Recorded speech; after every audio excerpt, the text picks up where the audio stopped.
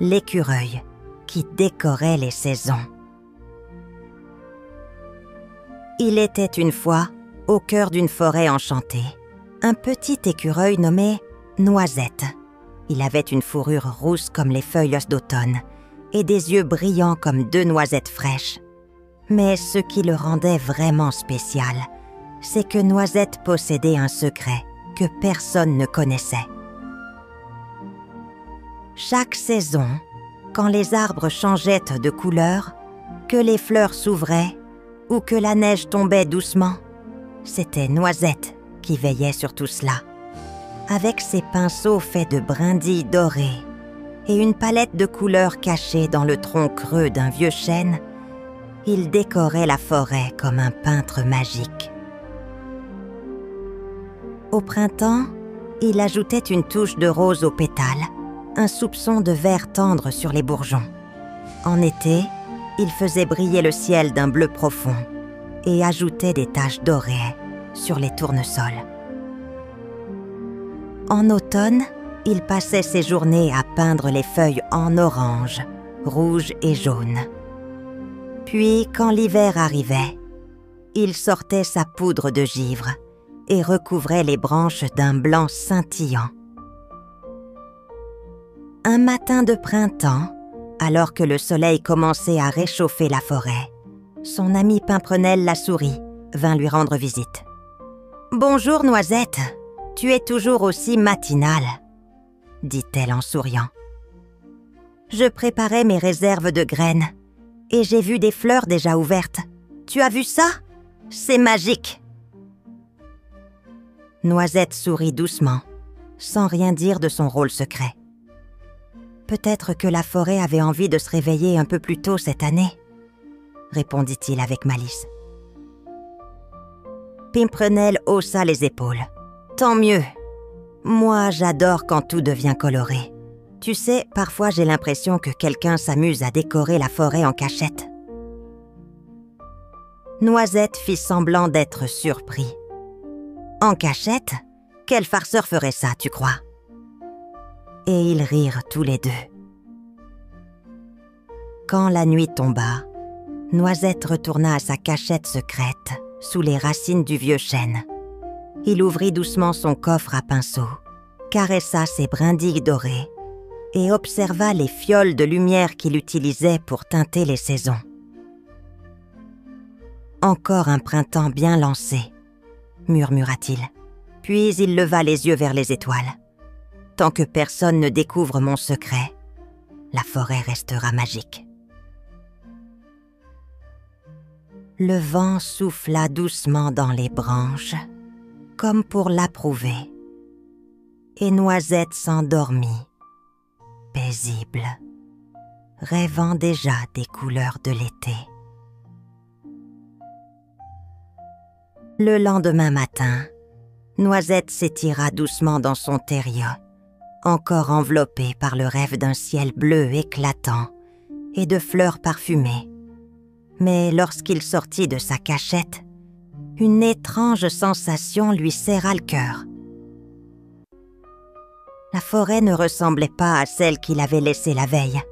La neige recouvrait les jeunes pousses printanières, les oiseaux grelottaient et des flocons tombaient doucement, en plein mois d'avril. « Mais ce n'est pas possible !» s'exclama-t-il. Il courut jusqu'au ruisseau. L'eau était gelée, figée comme en plein hiver. Des fleurs fanées étaient prisonnières de la glace. Pimprenelle arriva en courant, la queue toute trempée de neige. « Noisette, tu as vu? Il neige, en printemps. C'est une catastrophe. »« Je ne comprends pas ce qui se passe, » murmura Noisette, les sourcils froncés. Il leva les yeux vers le ciel. Les nuages changeaient de forme à toute vitesse. Des feuilles violettes tombèrent des arbres, alors que les bourgeons éclosaient au même moment. Les saisons, elles se mélangent. Son cœur battait vite. Jamais cela n'était arrivé. Il savait que quelque chose clochait, quelque chose de très grave. Il se précipita vers le vieux chêne. son arbre secret. Là, derrière les racines, se trouvait un petit passage que seul lui connaissait. Il entra, alluma une lanterne faite de lucioles et s'avança jusqu'à une salle circulaire creusée dans la terre. Au centre, trônait un piédestal de pierre. Et sur ce piédestal, une chose devait toujours rester à sa place, la boussole des saisons. Mais ce matin-là, elle avait disparu. « Non, non, non !» s'écria Noisette en courant jusqu'au socle vide. Il chercha autour, retourna les pierres, inspecta chaque recoin. Rien. La boussole, ronde comme la lune, gardait l'équilibre du temps. Elle tournait lentement, indiquant à Noisette quand changer les couleurs, quand soufflait le vent ou appelait les premières neiges. Sans elle, tout se déréglait. « Quelqu'un l'a prise ou elle s'est perdue ?» murmura-t-il. Il s'assit, les oreilles basses. Pimprenelle, qui l'avait suivi discrètement, entra dans la cachette et resta bouche bée. « Noisette, c'est toi qui... Tu fais tout ça ?» Noisette baissa la tête. « Oui, je suis désolée. Je voulais garder le secret. Je voulais juste que la forêt reste belle. » Pimprenelle s'approcha doucement et lui posa la patte sur l'épaule. « Tu n'as pas à être désolée. Tu fais quelque chose de merveilleux. Et maintenant, tu vas réparer ça, pas vrai ?» Noisette releva la tête, ses yeux brillants de détermination. « Oui, je dois retrouver la boussole des saisons. Sans elle, la forêt va sombrer dans le chaos. » Il se leva et ouvrit une vieille carte accrochée au mur. Elle représentait les 4 vallées, celles du printemps, de l'été, de l'automne et de l'hiver. Un point lumineux clignotait faiblement au centre, mais ce point s'éteignit soudainement. Elle n'est plus dans l'arbre-temps, elle est ailleurs. Pimprenelle fronça les sourcils. « Tu ne peux pas partir seule. Et puis, tu ne sais pas ce que tu vas trouver là-bas. » Noisette prit une profonde inspiration. « Je dois essayer. La forêt compte sur moi. » Il attrapa ses pinceaux magiques, une fiole de lumière, et mit la carte dans son sac. Devant la sortie, il s'arrêta une dernière fois. « Pimprenelle, si je ne reviens pas... »« Tu reviendras, » dit-elle en souriant. « Et tu ne seras pas seule. Je viens avec toi. » Noisette la regarda, surpris et ému. Puis il sourit. « Alors allons-y, retrouvons la boussole. » Et les 2 amis sortirent ensemble de la cachette, les pattes dans la neige et le cœur plein d'espoir. L'aventure venait de commencer. Le vent soufflait fort ce matin-là, emportant des pétales de fleurs mêlés à des flocons gelés. Noisette et Pimprenelle quittèrent les abords de l'arbre-temps, déterminés à retrouver la boussole des saisons. « Oh, selon la carte, la boussole a été emportée au-delà des 4 vallées, » dit Noisette en avançant dans la brume. « Chaque vallée représente une saison. Si on les traverse toutes, peut-être qu'on trouvera des indices. » Ils entrèrent d'abord dans la vallée du printemps. Là, tout était en fleurs. Des jonquilles, des cerisiers en fleurs, des tapis de marguerites. Mais quelque chose clochait. Les papillons volaient en rond, comme perdus. Les fleurs s'ouvraient et se refermaient sans rythme. Une petite luciole brillait faiblement sur une branche. Elle semblait pleurer. « Bonjour, petite lumière, » dit doucement Pimprenelle. « Pourquoi es-tu si triste ? Rien ne va plus ici. Les fleurs ne savent plus quand éclore, et les saisons se chamaillent dans le ciel, » soupira la luciole.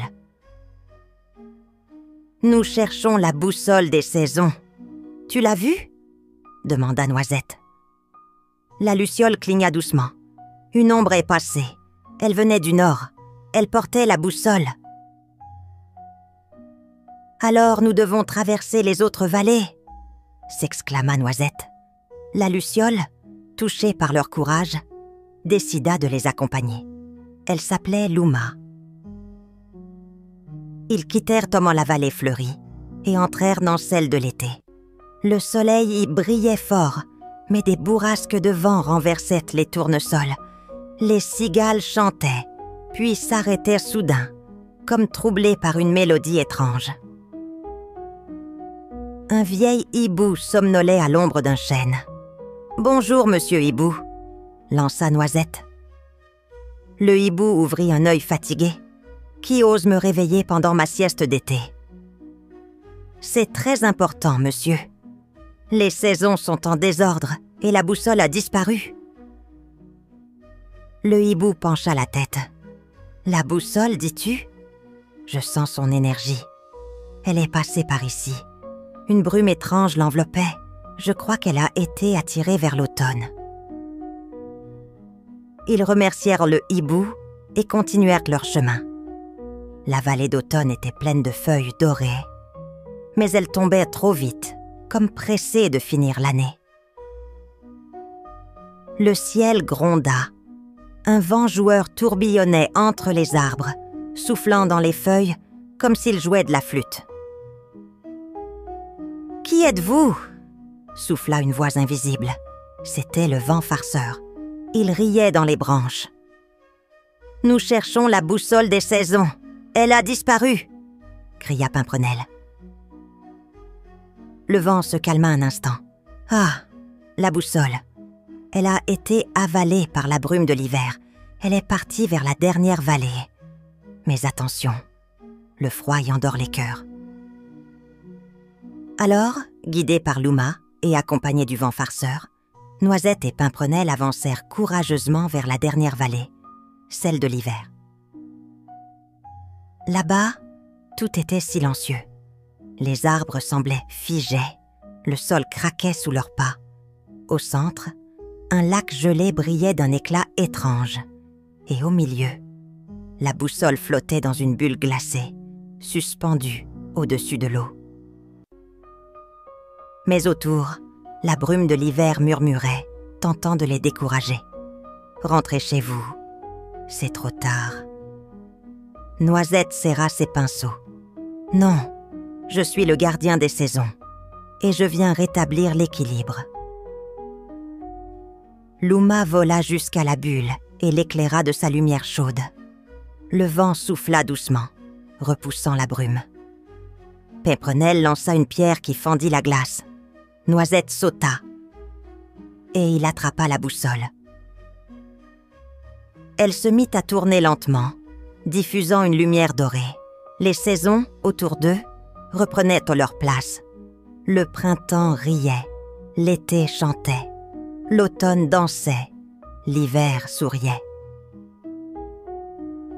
Ils avaient réussi, mais il restait une dernière chose à faire, ramener la boussole à l'arbre-temps. Noisette, Pimprenelle, Luma et le vent farceur revenaient en courant vers l'arbre-temps. Le ciel avait déjà commencé à changer.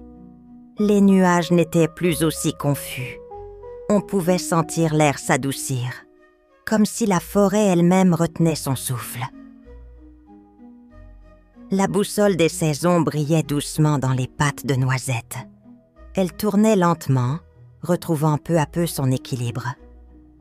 « Dépêchons-nous » dit Pimprenelle. « L'arbre-temps attend. » Il faut replacer la boussole à son cœur avant que les saisons ne se figent pour de bon, ajouta Luma en volant devant eux.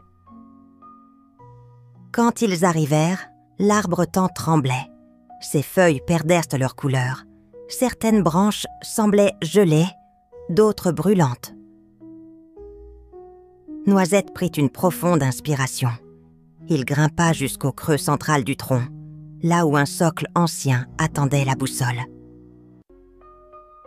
Il la plaça doucement. Au même instant, une lumière éclata du centre de l'arbre, montant jusqu'au ciel.